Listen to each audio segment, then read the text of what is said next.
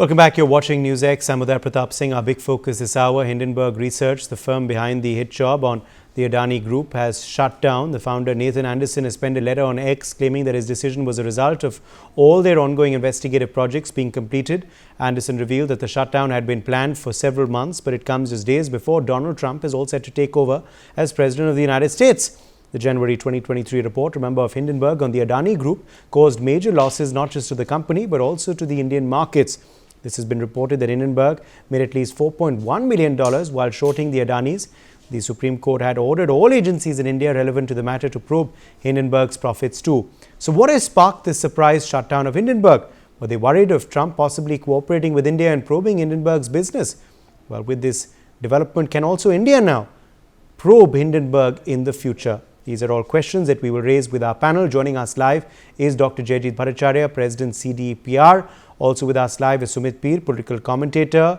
Hari Mohan Kaushik, foreign affairs expert, is joining us live. Joyita Basu, editor of the Sunday Guardian, is also live with us on the broadcast. Joyita Basu, do you believe that this Hindenburg shutdown has a direct correlation with the Trump takeover of presidency? What do you make of this letter? What do you make of this statement and this claim that it was planned for a long time?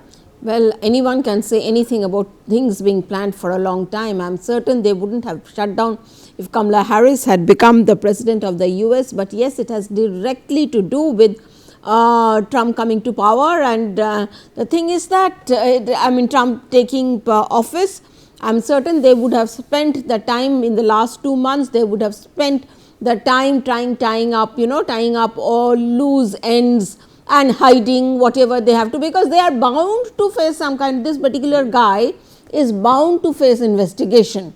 So I'm certain, they were all kind of hedging their bets and they were all waiting to see which way the election went. If it went the Kamala Harris way, they would have again started whatever they have been doing, the most malign kind of activities that they have had. They're directly related to the outgoing administration, or at least, critics say they are part of that quote unquote so-called deep state. The worst part is that our political parties, some of our political parties joined hands with them and tried to destabilize the Indian situation. So that is the worst part. Okay, let me also in fact quickly rope in Sumit Peer onto the broadcast now. Sumit Peer, as far as your analysis of this statement, this letter is concerned, what do you read into it? What do you believe the reasons are for this sudden announcement? Is it a surprise announcement? Or do you buy this theory that it was planned for months now and they're doing it because their investigations are complete? Uday, thank you for having me on your show. What we know in our dharma and in our sabhyata is karma prevails. Because what we are seeing is a big movement. We should not see it as one of the firms getting closed in US and nothing. It is the Hindenburg. It is an institution. It is a company which is banned to do a lot of business in USA. It's a company or institution which is investigated by FBI. It's a company or institution where a lot of companies in US it cannot touch. There are a lot of cases open with this guy in US. It's a company which is run with 15 CFAs and they seem to have collective intellect more than the big four of the auditing world. They have more collective intellect than 8 billion people like you and me who walk on this earth. But you know why? Because they were a tool of the deep state. They were running on George Soros's ishare and they will go after the person or the country or the company which was designated to them. How on this earth will they choose Adani only? Why not other industrialists of India? Because Adani ji was helping build the infrastructure of India, helping build our infrastructure in strategic places around the world, helping to build Indians' national interests wherever we wanted it, amidst his personal interests. Port in Haifa, plant in Bangladesh, Seychelles, wherever you see India's strategic interests were there, you will see one common name, that is Gautam Adani. This man doesn't come from a very rich family. He comes from an average family. He is a Gujarati. He has connections with BJP. He has connections with Modi ji. So he becomes a problem for them. Because anybody who has a picture with Modi ji will be exposed and say, it's the Modi, excess which is happening here. The challenge here is that when you were going after Adani, you were trying to stop Prime Minister Modi. You were stopping BJP. You were stopping all the infrastructure push of India. Now with things going out, what did last time Mr. Adani say? He said, I will go to ICJ and fight a case, put a case against him. He hired the second best legal company in US. These legal guys went after him.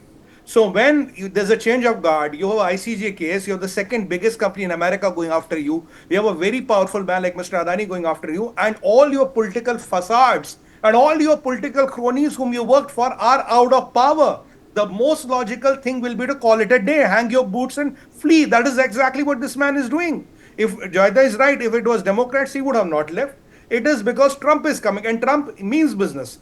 Trump has spoken about, the truce in Gaza, Ukraine war. He has spoken about how he's going to change the system. And let's not forget, Elon Musk and Vivek Ramaswamy Uday are given the job to change the system, to revamp the government's way of functioning, expenses, and all that. In such a scenario, when Alex Soros used to go to White House 14 times and his father gets a Medal of Honor, with the change of guard, forget Alex Soros, forget George Soros. Now the person on the ground who was doing the hint job for them, he has run away.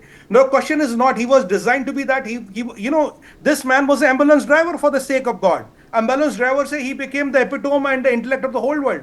Question is not that. Question is bigger question, Uday.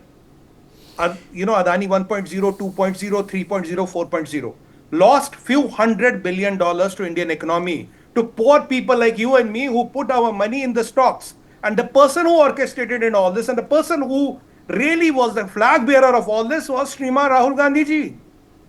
Question is, will Mr. Rahul Gandhi and Congress party come and apologize today? Because it was on this company, on this man's, on his credentials, they wanted to start a political storm. I remember, Uday, one day before G20 at 5 o'clock, it was your show, I was there.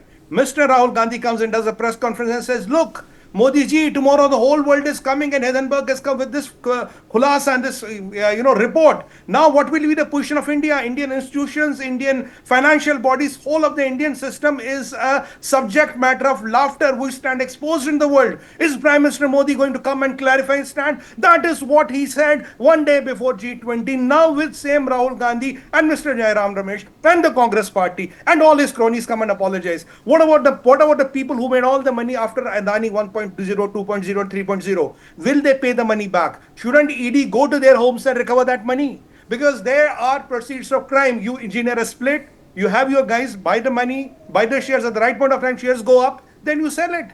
I mean, it is political extortion which was tried on us. We as a nation paid, we as citizens paid, we as political party pays, Adani as industrialist pays, Modi ji as a prime minister had a bad repute around the whole world because of nothing, and because it was because of Congress party and Mr. Rahul Gandhi who amplified it. These reports can come and go. If Rahul Gandhi doesn't put his hand on it, what is the relevance of such reports? If Congress doesn't put its might and machinery behind it, what is the relevance of these reports? Now the person has run away. Bhagya, sir, bhagya, bagoda hai. Now, will Mr. Rahul Gandhi and Congress at least come and apologize to the nation? And last point, sir, what about those people like me and you and everybody watching the show who have lost their hard-earned money on a fiasco created politically to suit his interests by Mr. Rahul Gandhi? Will they pay him? Will Congress party pay him? By the way, Rahul Gandhi's personal portfolio got elevated by a lot of things. So he says, India ki economy barbad hogi, it's not doing anything. So this was an attempt against the Indian industry. Why? You are getting the highest foreign exchange FDI in the whole world for last 3 years. Your startups are getting the highest money in the world against last 3 years. And whom are you beating? You are beating People's Republic of China. And where does Rahul ji have the MOU signed with? People's Republic of China. So after that, I don't have anything more to say. I think this is a big revelation. And before President Trump is coming to the office, all these cronies, all these people who were running in US along with with the Democrats elected State Department, Department of Justice and other people who were running this political extortions and jobs have been brought down. They are scared, Uday. And the person who issued proceedings against Mr. Adani, look, the same judge is retiring before Trump takes over office. Now, all these coincidences cannot be true. Everybody cannot be retiring, closing shop. Okay, Dr. Jagdish Bhattacharya, come in here. Dr. Bhattacharya, should this be linked to the Trump takeover? Is that but clear? Also, Dr. Bhattacharya, are you surprised at this announcement, or is it something that was to be expected as soon as Kamala Harris lost the US election? And let me take the first question, whether it is correlated with the coming of Donald Trump as the incoming president of US. So you look at the announcement and the timing of the announcement, it's very, very suspect. It comes shortly before the upcoming inauguration of Donald Trump and just a day before a Republican lawmaker, Lance Gooden, who is a member of the House Judiciary Committee, asking the US Department of Justice to preserve all records which are in connection with the Adani case.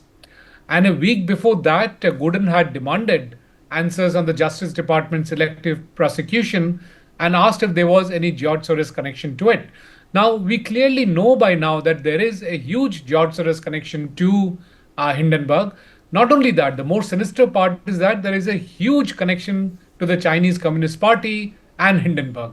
And that is where there is a significant concern, both from a security perspective and an economic perspective, because clearly, as Sumitji was just mentioning, Adani's enterprise was in the forefront of geopolitical infrastructure, be it ports, be it airports, and so on and so forth.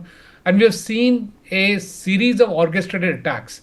We saw the Hindenburg, 2.0, 3.0, and in parallel, local news in Kenya and in other places where Adani was setting up infrastructure coming in tandem.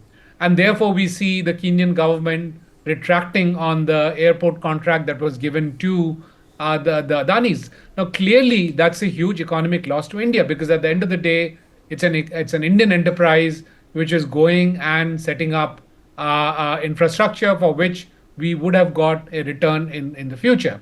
The other part of it is not just the loss to shareholders, the small shareholders that Sumitji was mentioning, but more importantly, it's a national and economic loss of about roughly 2 years that we lost while Adani was getting back on its feet.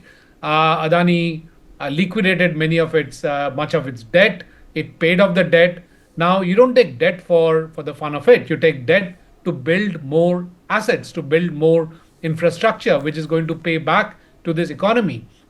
So for 2 years, we did not, or more precisely, Adani Enterprise were kind of stopped on their tracks. They were not allowed to build more infrastructure, more income generating assets within this country and outside. And that's a tremendous economic loss. Imagine the number of jobs that we have lost for 2 years, the amount of taxes we have lost for 2 years because of what Hindenburg did. And clearly, it was not for the joy of providing truth to the world. It was much, much sinister. Why else does one suddenly wind up when the heat is on them and they simply disappear, lock, stock, and barrel? And my gut feel is that that's not the end of the story. My gut feel still is that once the Trump administration comes in, the investigations will be opened up, because this is also a security threat to US, that the Chinese have influence on institutions within the US and is using US institutions to launch attacks on other countries. And this was nothing short of an economic attack that happened. So I'm pretty sure that there will be investigations in Hindenburg and the people who sponsored it. Even if they shut down Hindenburg, it doesn't really matter. Okay, let me in fact quickly, also, yes, I think Sumit wants to come back in. I'll come back to you, Sumit, but let's quickly get in a comment also, from our other guests who also continue to be live with us. Harimon Kaushik, let me quickly draw you in here on your, inference of course, this letter, the way it's been drafted now, the claims being made by Hindenburg, and also what, will now happen to the various cases which were lodged against Hindenburg as well. So actually, main thing is that we must consider the new world order in which the wars and the situations are going on. One power is not dealing with the other power on the borders only, or with the help of soldiers, or through weapons and all. Actually, they are killing each other economically. And our businessmen, our business tycoons are economic warriors. They are, if they are attacking Adani, they are attacking our economic warrior, economic soldier, who is protecting, or we can say protecting, promoting our economic interest in various parts of the world, like we can say in Africa, or Haifa port in Israel, or in many of the infrastructural projects or mining projects, or we can say in any aspect, wherever we can see these businessmen are present, and they are fighting for our country. They are competing for our country. And the main thing is, before 1991, whatever we would say, our governments were not supporting these businessmen. This is the first government, and before 2014 we would see that businessmen were looting the resources of India only. They were not doing anything for our country outside of our borders. Like one or two cases are there in which our companies were purchasing some foreign companies like Arcelor and all, Arcelor and Chorus, but our government was not supporting in such a manner that they are not supporting these as a asset, or we can say Indian economic warriors. I would term them in such a manner. But main thing is now Modi government came and they just started supporting mainly Adani, and therefore the Congress has started using the term Modani, and now they just issued a statement that shutdown of Hindenburg never means that we are giving any clean chit to this Modani. And why they are doing so, we can discuss it later. But the main thing is, sir, these people are fighting for country's interest, and Modi government has supported these people. And the main thing, one more important thing is that Adani and the Adani mainly is working on those fields which was dominated by foreign companies in India. And that is the main thing, and not only in India, but he is also projecting itself and the interest of India in foreign soil also. And they are Indian companies are competing, and here the Right. situation comes when whole world, or mainly the deep state companies of America and the companies of China, who were you can say playing, or some companies of Europe also, they were playing with each other some friendly type of games, like you take this project and give me some share of it, and you take this project and give some share of it. But here one more you can say more competent and more effective, or more we can say bigger company, because in my Okay, I know opinion, Sumit Peer also wants to come back Yes, in. sir. Joyita Basu, come in here. You can, of course, react to some of those claims made by Mr. Kaushik. Also, what happens to the big case now, which India wants to investigate Hindenburg on? Was it a hit job? What happens to that case? Does it completely die with this announcement, or can we still pursue it with the US? Well, to identify a government with one industrialist, I think you could not be doing greater harm to a country or a government, and that is what exactly the Congress has been trying to do. If we try to perpetuate that, that narrative that the government is only helping one industrialist, nothing could be worse than that, nothing could be more wrong, because if you look at the history of Adani and all, I mean, the main rise happened during the time of the Congress. So, first let us get that very clear about it. And you see, it is totally, and there it is a Congress, it is a political move to identify the Prime Minister and one particular industrialist. Alright, so as journalists, as commentators, let us not fall into that trap, because it is a political ploy. Number one. Now, number two, when it comes to that, and look at what Adani's stretch is right now, he is working in West Bengal. There are so many opposition states. But you see, the fundamental problem in this case is that, what the Congress has tried to do is, they are trying to portray wealth creation as evil, as bad, and that is the problem. This is not a socialist age of maybe 1960s or 70s, or whenever, when India was basically going around with a begging bowl, and remember what happened in 1991, we were almost bankrupt. So, you see, we have come past those time. The problem is that Congress wants us to go back to that time for whatever be the reason. Okay? Anyway, Rahul Gandhi talks like a Marxist, very rich 5-star Marxist, that is a different issue altogether, but he talks like a Marxist. So, the whole point is, for the sake of vote bank politics, if you start doing things like, the government is related, nobody is buying that. That is the best part about the Indian voter, they do not care. But whoever has advised Rahul Gandhi to pursue this has started pursuing this, and it is not helping him. But you see, when you are talking about Adani's, say for example, outside, there is an interest of India also involved in this.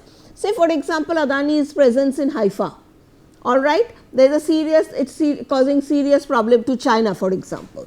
Okay, the Haifa port and all, and that is strategically located. The whole area is surrounded, China is looking for a foothold over there. So, all these issues have to be taken into consideration, and so my simple point in this is that in this discussion, at least, let us not talk about, oh, this government is favoring or this government is giving favors to one particular industrialist, because nothing could be wrong worse than that. What happens to the case now? Well, that only the lawyers can tell you, and what happens to the case, but because there is no Hindenburg anymore. Okay, they perhaps they can go after the individual. Sumit P. First of all thing is, look, when you were attacking Mr. Adani, you were relating him to Prime Minister Modi, you were relating him to BJP. So it was a Sochi Samji Sazish. It was not out of fluke. Now, we used to always question this on TV debates to the Congress people on your panel. What is the authenticity of this person? How do you know this person is telling all the truth? And how do you know this person will be not a fly-by-night operator? Can any of those people who have joined your debates on NewsX come and today say and apologize, yes, this man was a fly-by-night operator? On his reports, we were using to cast aspersions on our own country, on our constitution, on our prime minister, on our flag, on every institution what India holds close to our heart. Third point, what happens to the amount of loss this fiasco has costed the country? Will Congress, I think that amount should be taken out and this loss should be booked to Congress party, because out of your political interest, your political motivations, your political ambitions to win over Prime Minister Modi, where Rahul Gandhi cannot win against Prime Minister Modi. So you are trying to diminish the name of the country and the name of the Indian industry. Because if you attack Adani, he's one of the tallest industrialists of the country. Point number 5, when Rahul Gandhi says all this, who is Rahul Gandhi? He's not a normal MP. Sir, he's the leader of opposition. The international media will quote the leader of opposition of India. LOP of India is saying this and this. What is the amount of damage to economic, to the goodwill and to the repute of the country industry he brings in? Because he's not a normal person. And the last point is, after all these fiascos, after all this they have happened, it doesn't matter what they come up with a press release or not. Congress is not God. They are not over the courts of India. They were blaming anything and everything. Now, what will Congress say? They don't believe the God itself, because now beyond when this Hindenburg has run away, what are they going to say? Even in the last time when there was this, the Department of Justice started this prosecution against Mr. Adani, then they were again saying, Dekho ji, America ne kya kar diya. Now the question is, in political life of India, when it comes to the image of the repute of the India Prime Minister, Indian political system and Indian industry, does a leader of opposition have some responsibilities or not? Is it that I have all the authority, I can cast any aspersions, a few $100 billion will wipe out from the economy? When I am proved wrong, I say, sorry, galti ho gayi bhai. Even comments say that, sorry, galti ho gayi. Will he be let scot-free? Will Congress should not be questioned? Will we have an amount? What is the loss, this fiasco and this political gimmickry cost to the Republic of India? What did it cost to the Bharat and Bharatvasis and to the repute of Bharat? And who is going to pay that money? Ye paisa kahan se aayega? How are we going to compensate for those losses, Uday? This is the question. And today I am very sure nobody from the Congress would have come on your panel, because they will not be willing to come and really answer the tough questions today. Because this will be asked. When we used to always tell them, what is the authenticity of this person? How do you trust him over the big five of the world? How do you trust him over the Indian legal system, SEBI and the Supreme Court? They had no answer. And where are these people hiding today? Where are they in hibernation? Nation wants to ask these people the questions. Is there a responsibility, or you think I am Rahul Gandhi, I am Congress, I am above the law, upar Bhagwan niche mein, koi sawal jawab nahi hoga. Okay, tell us that. We'll live with that then. Okay, let me also quickly get in Dr. Bhattacharya. Dr. Bhattacharya, will we ever know as to how much Hindenburg made of these, of the claims they made on Adani, of their report? Will we ever know about their other hit jobs? Will we ever know how much profit they actually made? Will all of that die a slow death now? Unfortunately, my belief is that it will die a slow death. We'll never get the extent of money that Hindenburg made, because it was in layers, in multiple accounts, with multiple actors being involved. It'll be very difficult for any investigation to unravel all of that, especially because I believe that they are now getting into a mode to wipe out all the evidences as fast as they can. And which is why they are getting into shutting down of the Hindenburg. Otherwise, why shut it down? It could have carried on and it could have faced the investigations, but they actually want to wipe out evidence. In fact, the questions will also be who else were involved from the various countries that they targeted, and largely it was India. They started with targeting an Indian firm in 2017, and perhaps one of the last target jobs was again an Indian company, which was Adani Enterprises. So how we unravel that and how much of Chinese involvement was there, how much money was paid by China, how much money was made from the stock market by short selling. I think those are very complex questions, and trying to find out whether the payment happened through regular fiat currency or where cryptos were involved will make it extremely complex. I don't think over a short period of time we'll get the answers. Maybe over a longer period of time, when people start touching those accounts, start moving the money, that it will get unraveled as to what really happened. But unfortunately, I think largely the story will get buried as we move forward because evidences would have got wiped out. Uday, if you have a minute, 30 seconds. My thanks to all of our guests for joining us on this discussion. We've run completely out of time. Let's step into a short break.